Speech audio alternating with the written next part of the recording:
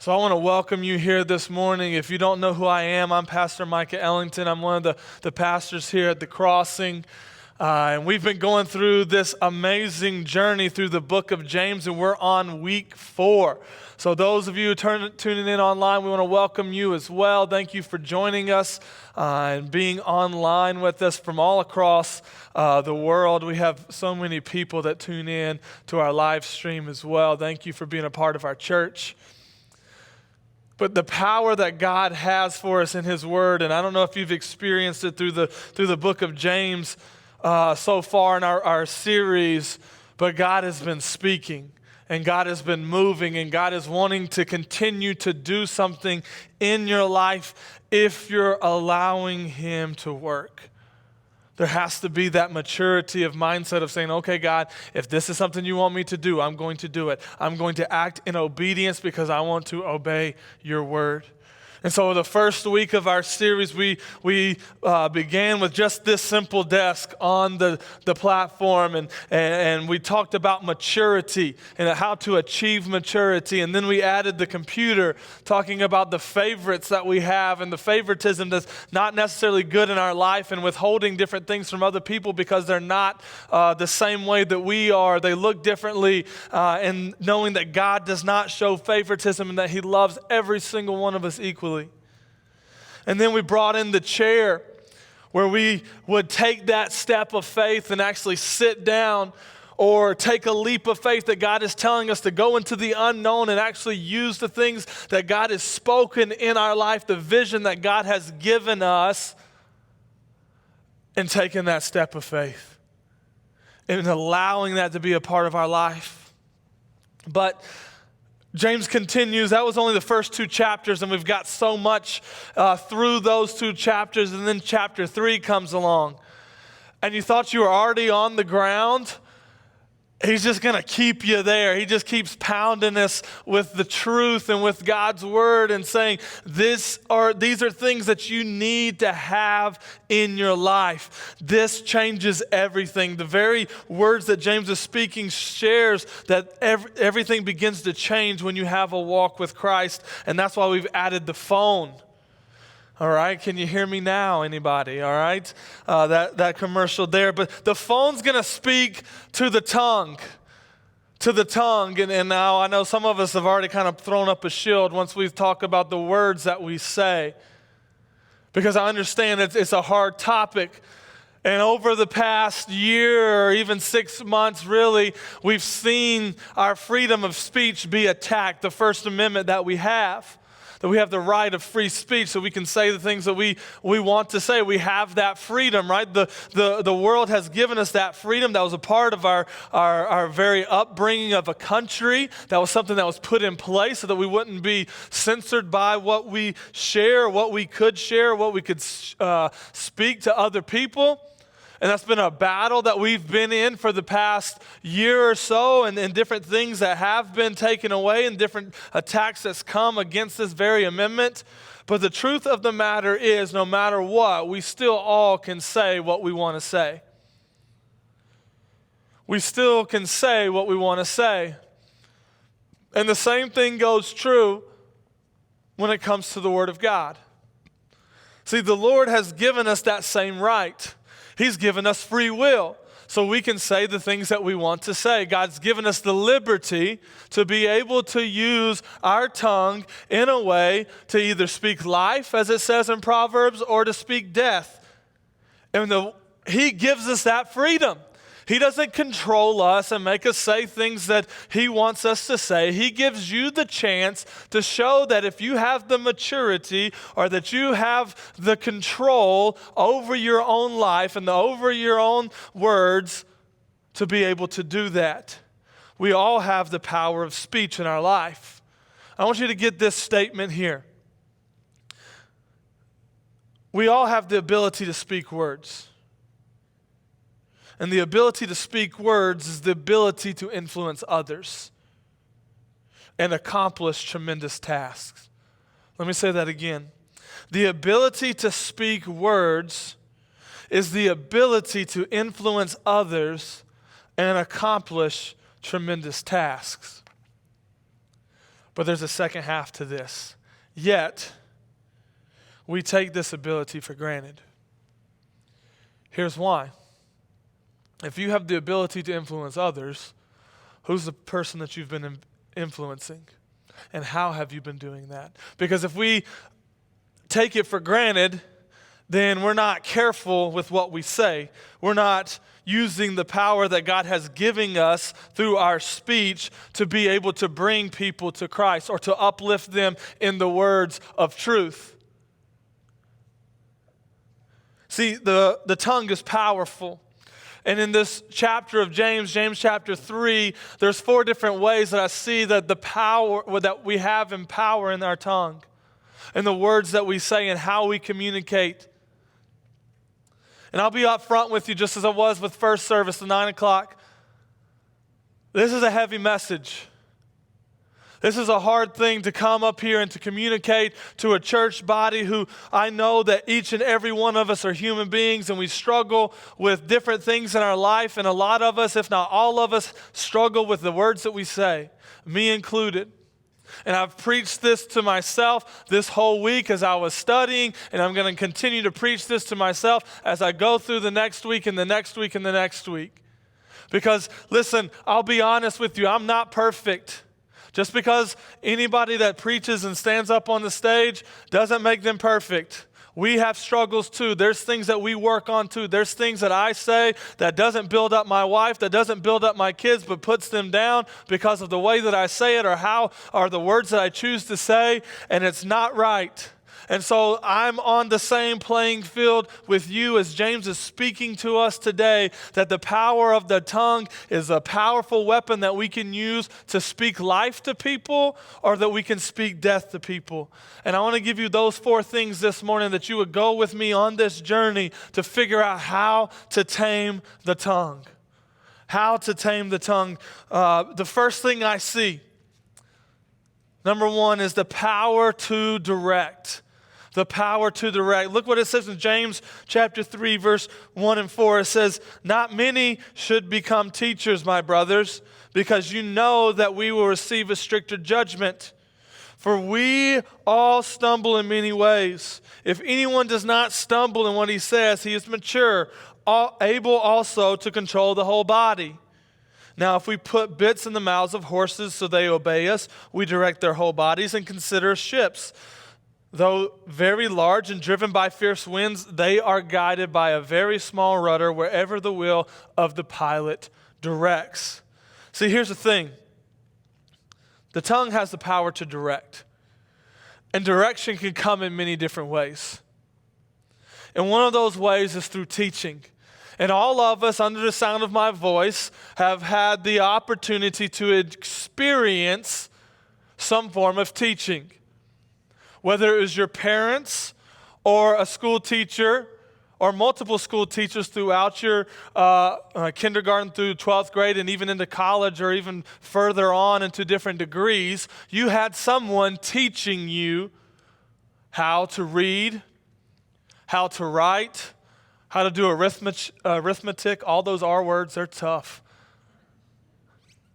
All those things, you had a teacher who was pouring into you as a student, and you may even in your job have a teacher that's training you or working with you to pour into you, and there's a lot of power in that position of teaching.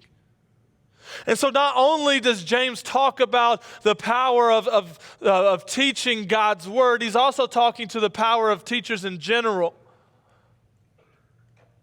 And teachers have that stricter judgment, especially when it comes to preaching and teaching God's word. Here's what it says in Ephesians 4:12. Teachers are to equip the saints and to build up the body of Christ. So here, the whole point of this is to uplift the body of Christ. The teaching of God's word that happens on Sunday mornings, that happens in small groups, in those circumstances, is to build up this body, to unify this body, to do good works. And there's a lot of weight that comes from this position. There's a lot of weight from leading a Bible study. There's a lot of weight to leading those small groups. Luke 12:48b says this, "For everyone who has been given much, much will be required. And from the one who has been entrusted with much, even more will be expected." Spider-Man was told this, "With great power comes great responsibility." And I think we need to understand that as well. So let me help you with an illustration. You give your son or a young boy has a bike. The responsibility for the boy is to learn how to ride the bike and to grow and make sure that he's staying balanced and knows where he can ride the bike and all those type of things and take care of the bike, right? To make sure that the tires are properly inflated, the chain's working good, the handlebars, all those things, everything's properly equipped and ready to go. So he's getting more and more comfortable on his bike. He knows how to ride it. He feels more confident in himself. And he says, you know what? I'm going to start to try to do new, more daring things. And sooner or later, he comes back pushing his bike, and his dad's standing on the outside of the house and saying, "Son, what did you do?" "Well, I did this, and I ended up wrecking my bike, and now my tire's bent and all this stuff." And of course, he may have a lecture from his dad because, "Son, I told you to do it this way, and you weren't listening to me, and you tried to do all this stuff, and that bike was not meant for that." But what happens when that boy turns 16? Gets behind an F-150 and is driving on the highway. If he doesn't have the proper understanding that he's got great power and that comes with great responsibility, ultimately a wreck could end up in the death of another person. And that's why we go through different testing before we're able to give somebody a license. And so there's great power that's given to you to be able to drive a vehicle, but there also comes great responsibility. And the same thing with teachers. With the Word of God, there's great responsibility in that. And so when I begin to prepare before I ever speak to y'all or to anybody else, there comes great responsibility of digging into God's Word and asking God through prayer, what would you want me to share to these people? What would you want me to share to these people? See, I've had the question asked to me multiple times, like, do you get nervous when you're up there speaking? I mean, there's a lot of people in this church, and do you get nervous when you speak? I've had no problem speaking since I was born. You can ask my parents. It's true. I could argue with the fence post. That doesn't really bother me, okay? I know I'm crazy. It is what it is. But public speaking's not been something I've been shy about. Yes, bigger crowds, yeah, there is a little bit of nerve-wracking thing because I feel like people judge the way that I talk and what I say and how I look and all these different things. There's those type of things that bring me nerves. But the biggest thing is understanding that there's a holy God who's held me responsible with His word to bring to you. That's what I'm more nervous about. And so when I answer that question, I'm like, yeah, I am nervous, but it's not the way because there's people out there. It's because I got a Heavenly Father who's given me great power, and I need to take great responsibility to be able to share that truth that He's given me. And so it's the same thing with us as well, because there's a lot of people that desire to be experts in this type of area. Man, I wish I could be up on stage. I wish I could share what I know. I wish I could speak on the Bible and share all these different things. I wish I could be the leader of a class, or I was the one that was up in front and sharing those things, because I think that prestige and honor comes from this position of being up in front and teaching other people, but yet they're not ready. They're not mature enough. They're not able to handle the responsibility that God has placed on those people's lives. And so it's a warning to these people, because there's power to direct people's lives through the words that you say. See, one careless sentence can ruin someone's life. One careless sentence can ruin someone's life.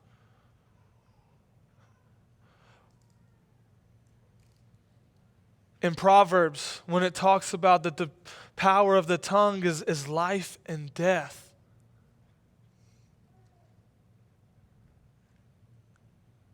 The words that you say matter.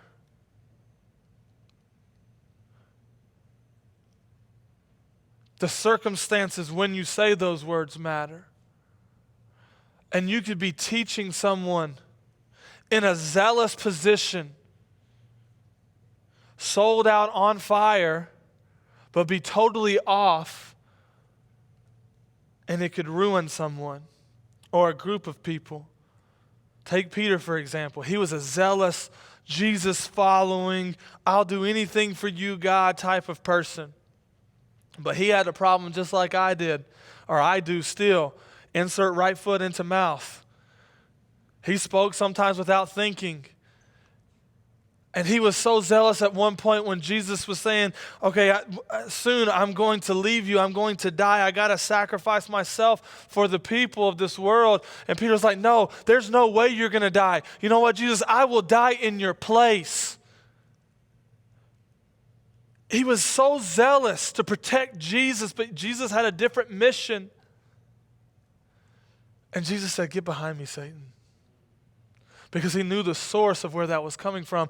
And Jesus had to carry out that mission. But it's important as a teacher that you understand that there is power in the words that you say because you're directing people's lives. And another thing that you have to understand, it doesn't matter the size of the crowd.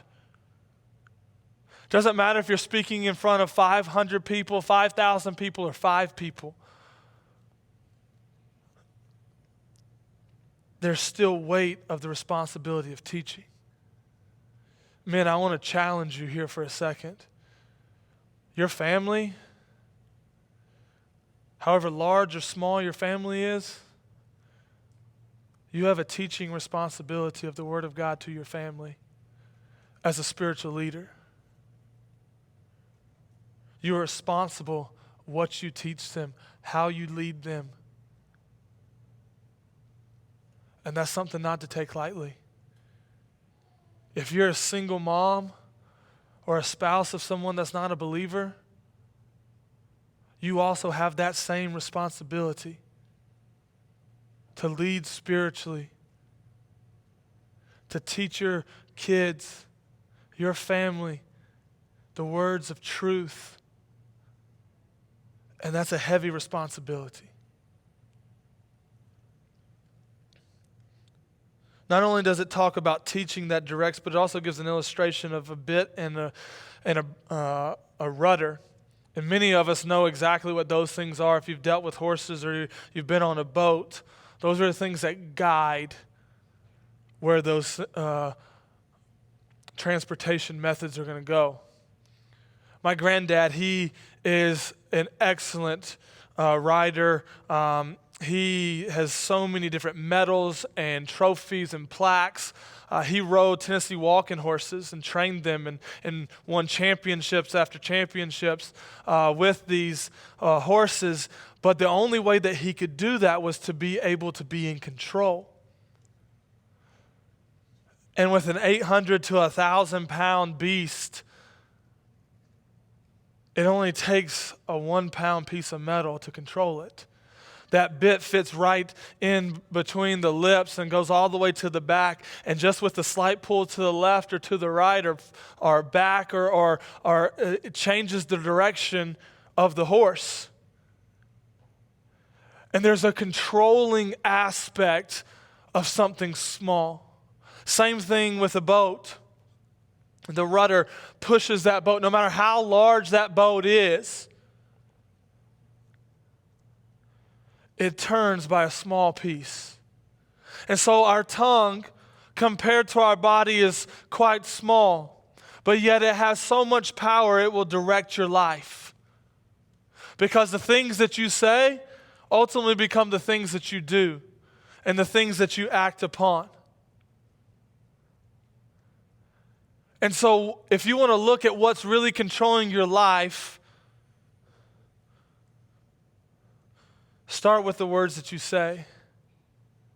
And here's the thing that I think we need to understand is that loose lips wreck lives. Loose lips wreck lives. And I think one of the biggest ways this happens is through social media. It doesn't have to be a spoken word, it could be a written word. We feel like it doesn't have to be something that comes out of our mouth because, well, yeah, I understand that's bad, but if I write it down, it's not as bad. And so we'll trash somebody on social media without dropping a name, or we'll trash a certain group of people or say things bad about something else because, well, it justifies it because it's on social media. There's other people that would agree with me, all these different things, and yet we're wrecking lives. And it doesn't even have to be something that you say. It could be something that you share or something that you double tap on and there comes the heart symbol because you liked it. Loose lips wreck lives. If you're not able to control that, who knows how many people you have hurt because of the things that you've said. My question to you to think about this with the power of the tongue to direct, how are you directing the people that are around you? Because we all have a circle of influence. How are you directing the people around you? And never underestimate the guidance you give by the words you speak or you don't speak. The words you speak or don't speak, and parents, tell your kids often that you love them. Tell them that you're proud of them. Tell them that you're there for them. Encourage them, speak life into them, because if they're not hearing those words, other things are going through their mind. Because the enemy is going to take what is empty and distort. You may not necessarily say all those words, but you act upon it and you know you have it in your heart. Man, I love my kids, but you don't say it enough. In their mind, they're thinking, do they really love me? Do they really care about me? Are they really proud of me? Not only does it have the power to direct, it also has the power to destroy. James 3, 5-8 says, so too, though the tongue is a small part of the body, it boasts great things. Consider how a small fire sets ablaze a large forest. And the tongue is a fire. The tongue, a world of unrighteousness, is placed among our members. It stains the whole body, sets the course of life on fire, and itself sets on fire by hell. Every kind of animal, bird, and reptile and fish is tamed and has been tamed by humankind, but no one can tame the tongue. It is a restless evil full of deadly poison. James ain't holding back here. And he gives two things that are really something that are destroy. We've seen that destroy things. One of it's fire. And we in Alaska, we understand this greatly. Especially in 2019, it seemed like that's all that we saw was nothing but fires, especially up in Willow and down in Soldotna. I don't know if you saw some of the different videos of what it looked like traveling down that road. But fire destroys everything in its path. But here's the thing, it defiles. A fire defiles, it mars or it soils something. It doesn't have to completely burn it up to where it's no more, but it defiles it. There's still trees on the Seward Highway all the way down towards the Kenai that are still there, that are defiled though because they're burnt. Maybe you've been around a campfire and you had a stray spark land on a shirt and there's a small hole in it now or a bigger hole in it now because it was defiled, it got soiled, it got ruined. And oftentimes I think we defile other people with our words, which ultimately leads to destroying them in the long run. See, here's the thing, and we all know this statement, sticks and stones break my bones, but words will never hurt me. And I believe this is one of the most used lie in all of the United States or all of the world really, that we believe that, well, it's just words. But there's so much power in those words that it often destroys other people. It works hard to put them down. And oftentimes you remember the words that hurt more than those uplifting words. And that's why it's so important to flood people with uplifting and encouraging and words that build somebody up. Because you never know what they're going through. You never know the hard time that they're dealing with. You don't know what is going on at home. You don't know what's going on at work. You don't know their situation. And what you could be doing is adding another log to the fire. Continuing to defile. Proverbs 10:19 says, when there are many words, sin is unavoidable. But the one who controls his lips is prudent, or who is thoughtful. Are you controlling the things you say? Slow to speak was talked about in James chapter 1, verse 26. We're so quick to just spout something back off. And fiery words can ultimately defile a home. Are we going to take James's advice and be slow to speak? But not only does a fire defile, it also spreads quickly. It spreads quickly. And I think this is one of the things that we have to be very, very mindful of in our own life, because it's really easy.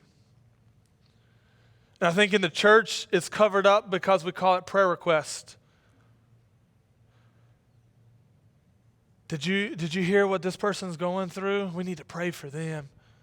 And yet all you do is talk about the situation. You never pray for them. It's a word called gossip. Gossip. We've all done it. We've all taken part of it. Whether you've shared what you've heard or not, just listening to it's still a part of gossip. And it's one of the things that ultimately hinders not only the person that's sharing it, but also the person that's hearing it. Because most of the time, what's stated is not all truth. And even if it is all truth, it may not be necessary for the other person to hear it or you to be sharing it. And I feel like we destroy people in the church with words of gossip. And things spread quickly than we could ever imagine. Proverbs 26:20 talks about how to ultimately end this. Without wood, fire goes out. Without a gossip, conflict dies down. So you want to know how to eliminate conflict in your own life? Someone comes to share some gossip to you, stop them. Don't want to listen. If they want to keep talking, just walk away. End it before the conversation begins. Because it's not necessarily. All it's going to do is bring division. And I tell you what, the way the enemy works is through that. If he cannot destroy us, our souls, because we've already given our life to Christ, he's going to do everything he can to destroy the relationship we have with Jesus and with the people that also have a relationship with Jesus. And so if he can get in and divide and cause conflict and distrust and all these different things a part of the people of God, he'll do it. But just as a fire can't burn because it doesn't have any wood, neither can conflict be stirred up if there's no gossip. That's how you end it. The other thing that talks about something that can destroy that James uses is animals.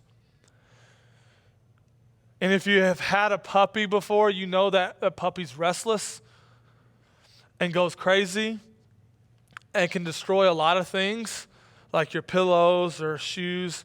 Praise the Lord, my dog didn't do that. Oh, we'd be fighting. They're restless, right? Till you tame them, till you train them, till you teach them different commands to obey the sound of your voice. They're unruly. Animals can be unruly. They can also be poisonous.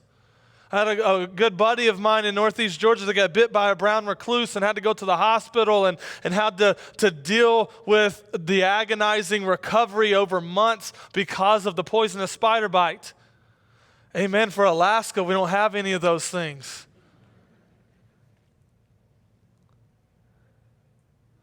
But our words can be the same way. They can be poisonous. Look what it says in Psalms chapter 140, verse 1 through 3. It says, "Rescue me, Lord, from evil men. Keep me safe from violent men who plan evil in their hearts. They stir up wars all day long. They make their tongues as sharp as a snake's bite. Viper's venom is under their lips."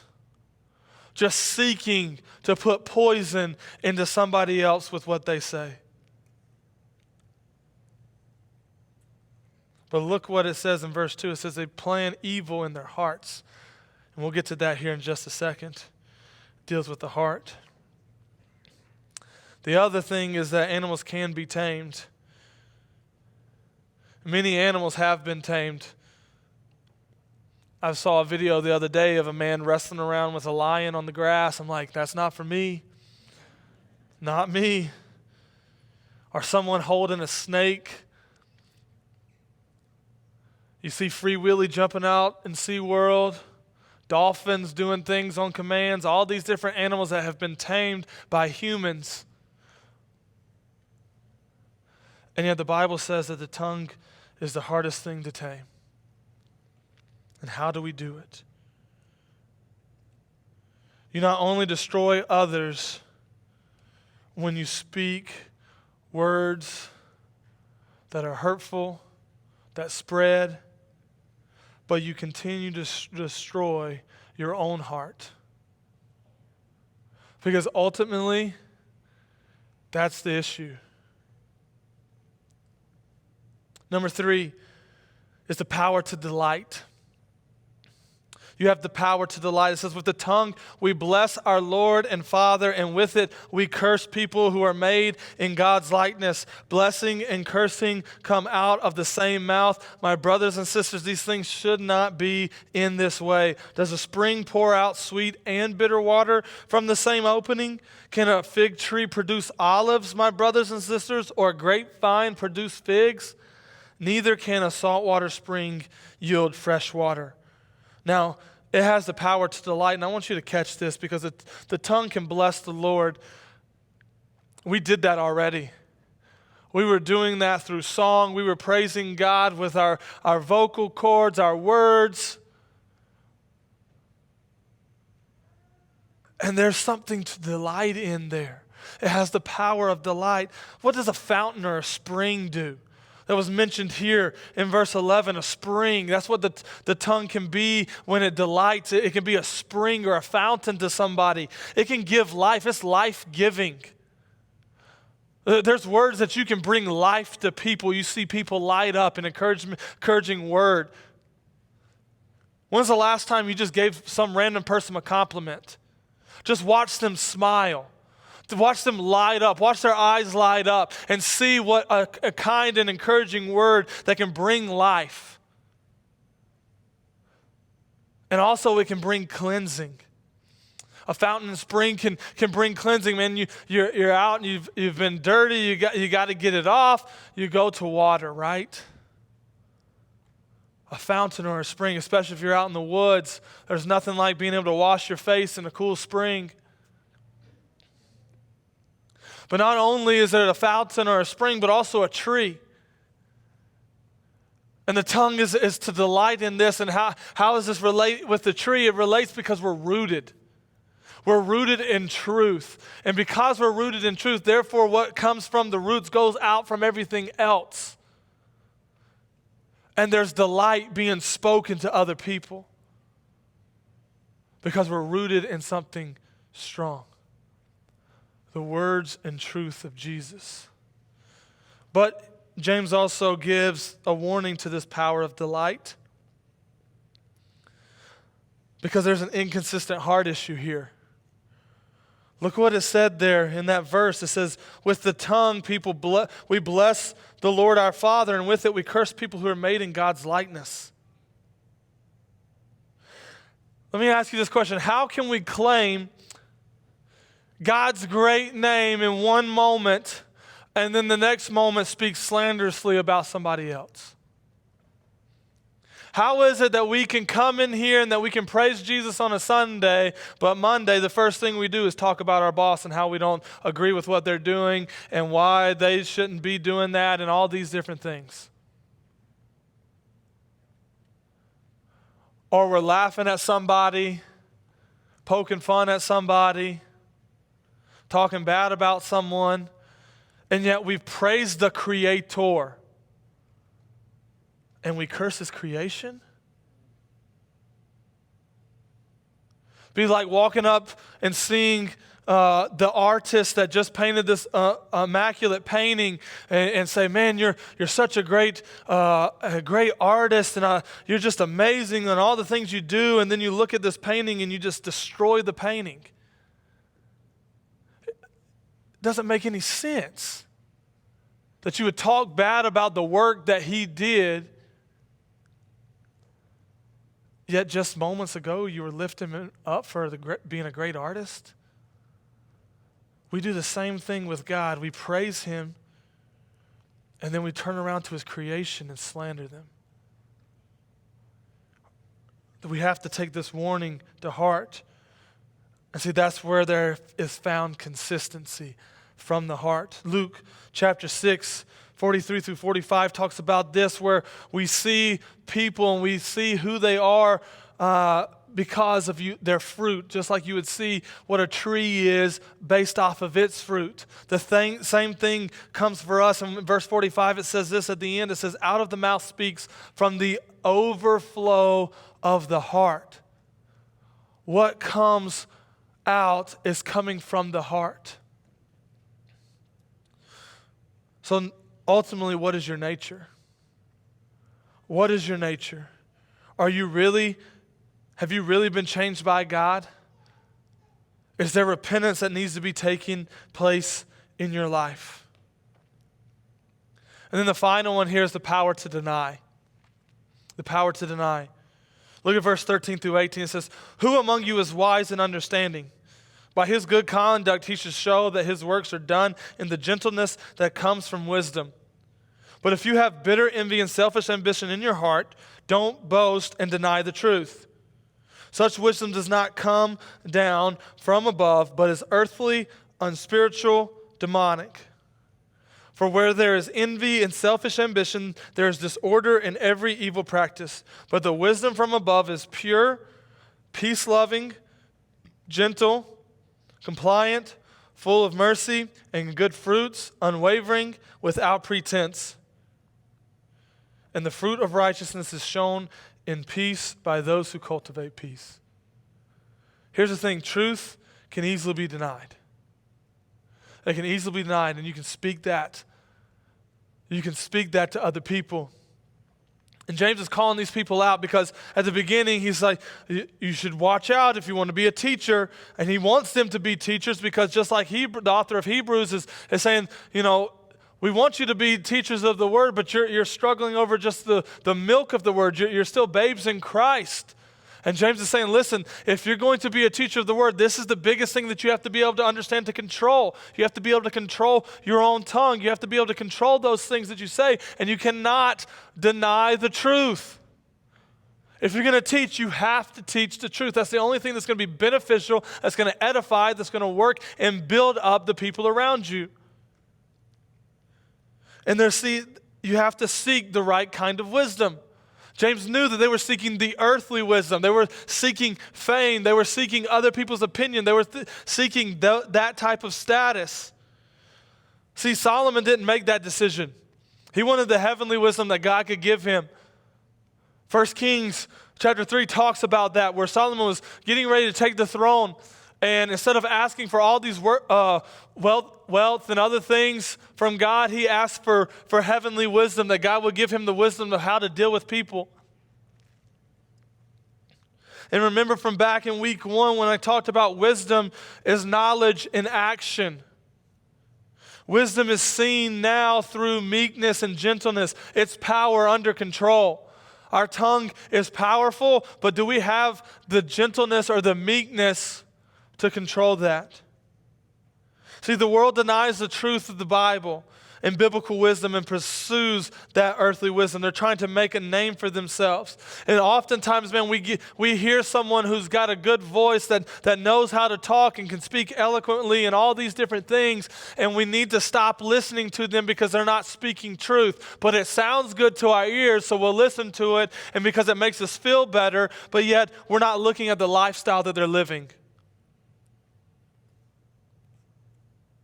And ultimately, this type of wisdom is considered demonic. And again, James is so straightforward with this because he knows the reality, the importance of this. This is the middle part of his book. He's saying here, the front part, we started, but now we're going straight in hard. And if you get this, everything else will line up. See, your relationship with God changes everything. And that includes your speech because it comes through his heavenly wisdom. Look what that heavenly wisdom looks like. It's pure. It's peace-loving, gentle, compliant, full of mercy and good fruits. It's unwavering and without pretense. See, I think if we look towards that wisdom, we would think before we speak. We would take James chapter 1, verse 26, when it says, be slow to speak. We would take that. We would apply that to our life. The words that we say to our spouse, the words that we say to our kids, they're powerful. There's a lot of weight on your words. Every word is weighty. Everything that you say carries some type of weight. And the higher up you are, whether it be in your business, as a parent, teacher, leader, pastor, friend, all these different things, your words matter. I hope you've understood the whole thing James is trying to talk here about, that what you say has great influence. And oftentimes, actually every single time, there's no way that you can pull those words back. I need a strong person here for a minute because we're about to do an illustration. I'm not jumping off the stage this week, but we're doing something a little more safe here. But I need someone with some strength, and I think I'm going to ask my competitor for this afternoon, Matt Baller. I need you to come up here. He's a strong man. We're going to see if he's stronger than me tonight. Come to FX. There's a little pitch for that, okay? Me and him are competing in some competitions, and we're taking it out here on the court. We're going to see what we got. And we're already talking smack right now, you know. But I'm asking him to come up here and illustrate this. This is a Crest toothpaste, cavity protection and everything, okay? You know, I've seen people do this really fast, and you're a really strong guy. I mean, look at these muscles. I mean, I want to see how fast you can squeeze this out on this plate here, okay?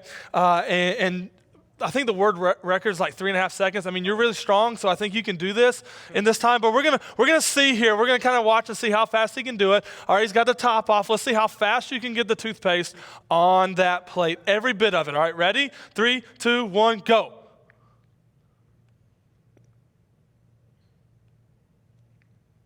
Nice. Give him a hand. That was pretty quick. Wasn't world record speed, but I mean, it was like 5 or 6 seconds. That was good. You did about the same as the guy in first service.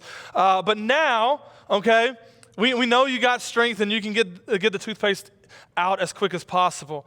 Now, I'm going to give you this toothpick, and I'm going to time you again, okay? I mean, get all of that back in there for me, all right? Ready? Go. All right, guys, cheer him on. He needs some help here. This is a little bit more difficult. There we go. Keep going.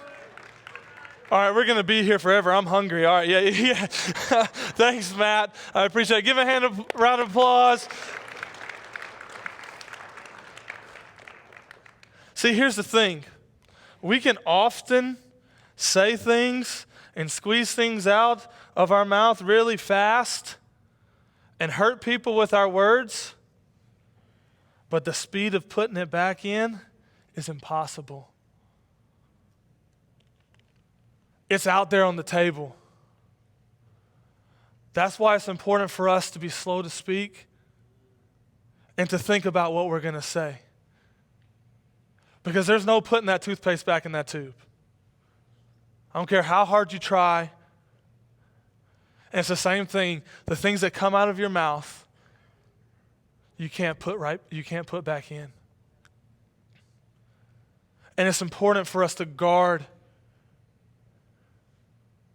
our mouths. And the only way to do that is to guard your heart. To guard your heart. Because out from the mouth comes what's from within on the heart. And the only way that our heart gets exposed to things that are not true and are not uplifting, that are not good, is what we let in through our eyes and through our ears.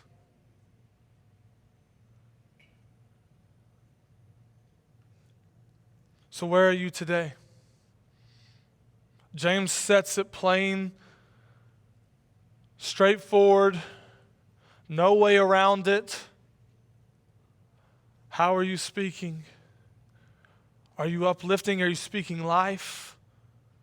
Are you speaking death? But you know, the other good thing is that even from our mouths, we can do something that's so life-changing.